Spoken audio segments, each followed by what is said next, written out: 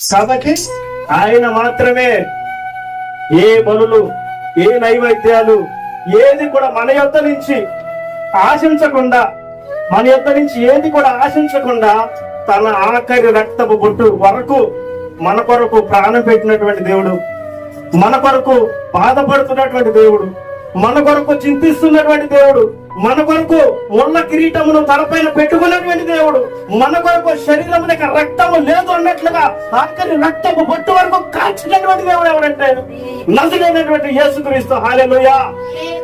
నీ పాపముల విషయమై, నా పాపముల విషయమై, ఇదిగో మనం ఇంకనూ పాపములమై ఉండగానే ఆయన తన శిలువపై మరణములకు అప్పగించుకొని నన్ను లేఖనములు తెలియజేస్తూ ఉన్నవి. హల్లెలూయా.